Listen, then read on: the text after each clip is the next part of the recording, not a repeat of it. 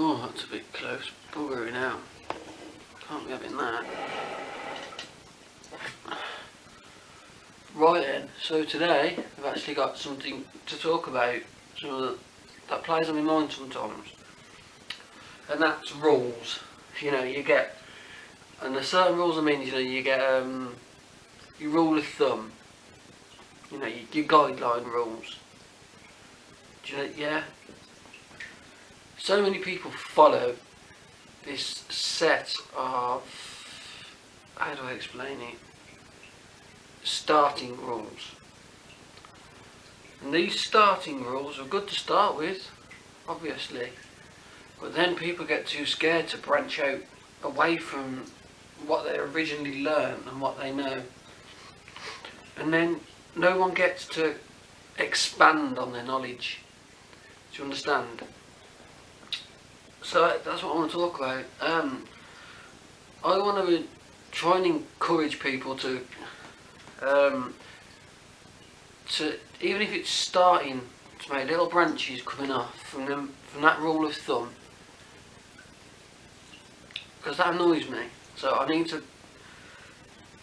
push to get away from that rule of thumb. So, for an example, I'm going to say Serpae Tetras. Where am I for all of them? Here we go. Some Serpae swimming around here. Yeah? Rule of thumb, you read on the internet. Or don't put them with angelfish, don't put them with discus, don't put them with anything that has flowy fins. They're fin nippers. What's wrong with my angelfish? No, nothing at all, not a problem. And why is that? It's because you take your rule of thumb, you expand on it, you add branches to it, but you still keep that rule of thumb in the middle, but you experiment away from that ball. And you learn from there.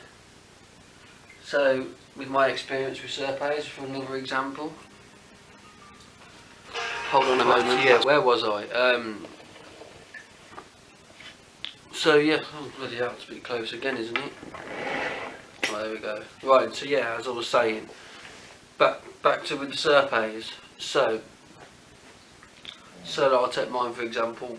What I've learned is you have a smaller group of Serpaes, and it seems as if they're not happy, and they start nipping fins, and their colour goes down, and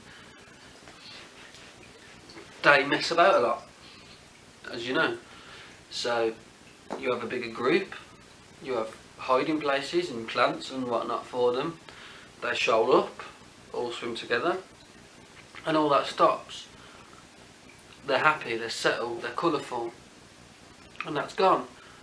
And you've learned that because you take your rule of thumb, you branch away from it, you experiment, and you add things on top of the knowledge, what you learnt of that rule of thumb. Is everyone keeping up? Right, hold on. I've got milk chocolate again. Got a new cup. Right, we'll go inside in a bit. So, yeah. So let's say,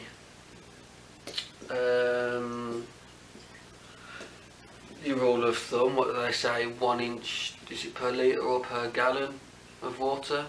Is it 1 inch of fish? I can't remember if it's litres or gallon. But whatever. You take that, and then you can expand away from there. Well, you take your filtration from there. Boost your filtration up, boost your body of water, use a sump. That way you've got a more body of water, you've got more biological and whatnot, bacteria going on and all of that stuff as everyone knows about. And then you can have a higher stock tank, you can overstock your tank more, obviously do it safely and correctly, and in that way, let's move this forward because you can see the bit of that table, and in that way, again, you're taking your rule of thumb, that starting point you learn from, and you're branching away from it. So it's not scary coming away from what you've learned, it's not hard, just do it. And I can guarantee now, if you do that, you'll learn more. Your knowledge will be higher. You'll be more happy with your tanks and your fish. If you keep plants, your plants. There's escapes of your tanks, your equipment that you use. Everything will build up and up and up, and you will get further and further and further along in the hobby. Now, I'm one of them people who say you never ever learn everything about this hobby, because you won't. There's constantly new things coming out. There's new things being discovered. There's new things being created. So you'll never know everything, but you can learn a better rate. You can learn more if you come away from that rule of thumb. Experiment yourself. Experiment with breeding your fish. You take a rule of thumb with your breeding. You know? Yeah, take male and female, put them in your tank. On their own. Well, what's that mean? I don't know what's going on from there. So I'll take the pH that I normally use, the KH, the GH, I'll take the temperature I normally use. I'll give them something to lay their eggs on, or in, or around, however they do it. Does the fish take care of their fry? Does it not? Can you not find the information? Try it out yourself. You know, learn yourself if you need to. It's like you don't go and buy a plant. We'll take Java fern, it's just there. You don't take Java fern. You don't go and read one article on how to look after it, and then you just follow that. You'll read 1, 2, 3, 4, 5, whatever articles. You'll watch blah blah blah blah blah, whatever videos, and you'll take all the information you've learned and you put it all together, and you'll learn from there. And then you'll notice something's a bit different to yours in your tank with your plants and whatnot, and you learn from there. And then you start branching out again, and then you'll probably share that information with someone else, and they'll take that information on board, and they'll learn something and bring it back. They'll bring it to someone else in the community, and so on. So also, when you don't follow your rule of thumb, you can share what you've learned, because everyone's experience is always different. It's like this tank. Well, we'll be having different problems in this tank to a tank in the other room. There isn't one in the other room, so I took it down. But you know, water might be coming out of the same faucet, but my water parameters might be slightly different, and that's something you have to learn. So everything's always different. So learn, just learn, expand on what you know, keep expanding, because it will never stop. Well, I never just like this cigarette, because it's quite a big topic for me. This is, I know I'm talking on and on and on, and I hope you're all following along. So you can go on from that, and we'll say you go down to your local fish store and you see an angelfish for sale. Okay, I'm talking about angelfish again. Yes, I like angelfish. But right, and you see one for sale. You don't know nothing about angelfish. You ask the man in the pet shop. He tells you, like they always do in a lot of pet shops. Not knocking them all, but some of them, they will turn around and they'll tell you, "Oh, it's alright, just buy this one. Put it in that 30-litre tank. It's fine." They sell you a tank. They sell you fish on the same day. You go home. You wake up. Fish is dead. Right. That is wrong, and everyone knows that happens all the time. But you don't do that, do you? You go in, you see an angelfish, you don't know nothing about it, you ask the man in the shop. You still don't buy it, you go home, or you get your phone out in the shop, you do your research. You find out one website tells you they've got to be at 26 degrees. It tells you their pH can be between 6.5 and 7.5. You know, and it'll tell you they like planted tanks, they like a lot of driftwood, they like certain lighting, blah blah blah blah. We all know how it goes. And then you'll go onto a different website and have a look again, and it'll say the same. And again, it'll say the same. Just to let you know, angelfish are quite hardy, they're quite. But this isn't information about how to keep them. And then you'll come across another article which is slightly different, sometimes it might be very different and it's crap. Don't even listen to it. You might even have the date of 1981. So I mean, it's always check you down these articles that you read, and then you might jump onto YouTube and have a little look at some videos. But then one video, a little bit of information might correspond with that other article that was slightly different. And you look, it might say 100 fish could only be kept at a dead steady 7, and you think, hold on, is that right?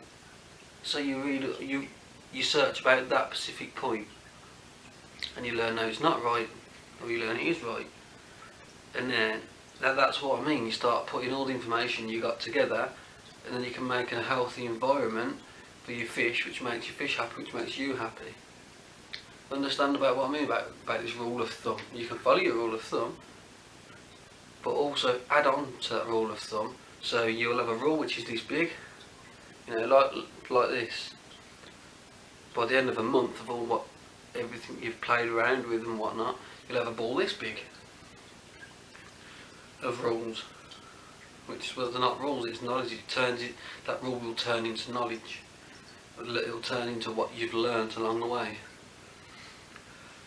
So, yeah. I don't know if this has helped anyone out. I hope it has. Because I know a lot of people do get stuck when it comes down to it. They'll read a book, they'll read an article, they'll read someone's blogs, they'll watch one single video, and they get stuck because they hear one thing, but then their friends or their family or someone in a shop is telling them something a little bit different. They don't know what to do. But you're never going to know what works for you until you try it. Okay? It's like the rule of pH. Okay? pH has got to be somewhere right. Okay? But your pH has never got to be bang spot on of the recommendation. You're not gonna go to Peru and test the waters of your angelfish, are you? No. So a stable pH is a lot more healthier than a fluctuating pH. So if it comes out of your faucet at 7.2, use your 7.2 and keep it stable at 7.2. Don't start adding all these chemicals into your water. If you don't know what you're doing, this is okay. Adding all this stuff into your water, it goes right down. You get your 6.5 if that's what you want, for an example. And then you test it again the next day and it's rising up. That's not good. Alright? Because then you're adding again and bringing it down. That's fluctuating up and down, up and down, up and down. That can harm your fish more than a pH that's slightly different but stable. But that is a whole other topic that can go so in depth, it's unreal. That was just for an example.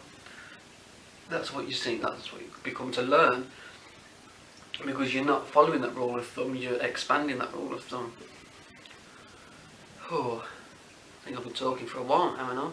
Don't know how long this video's gone on for. Let me just check, because I can't be bothered playing with. Oh, it's just not too bad. It could be longer, I suppose.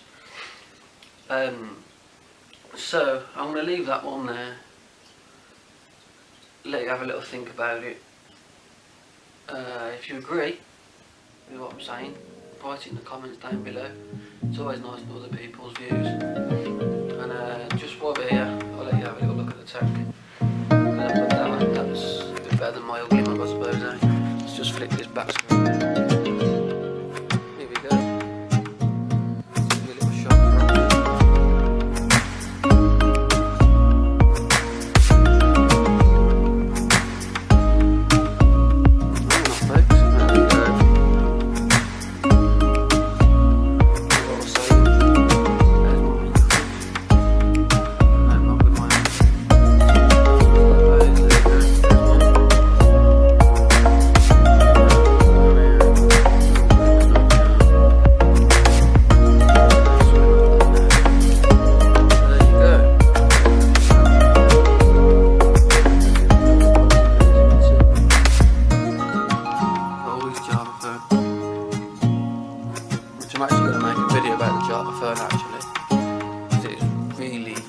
actually become my favourite. then we should all burn together. Watch the flames climb high. I'll let you have a little look. Look at the tank without my Calling out, Father, oh, stand by and we will watch the flames burn over on the mountainside.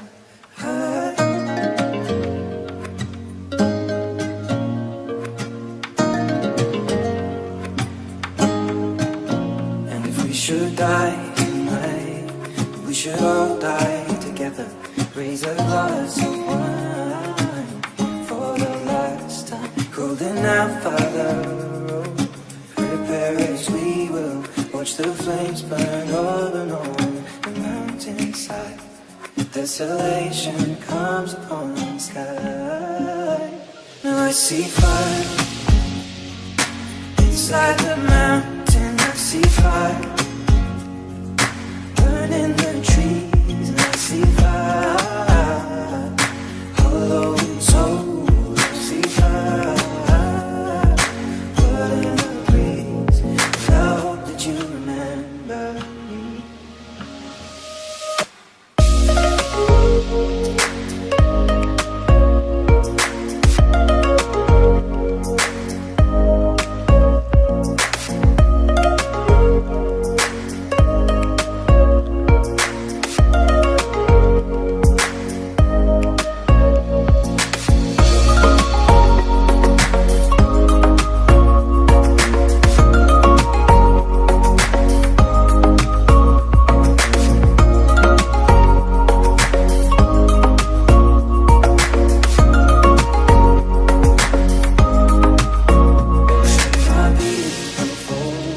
Surely I'll do the same. Come find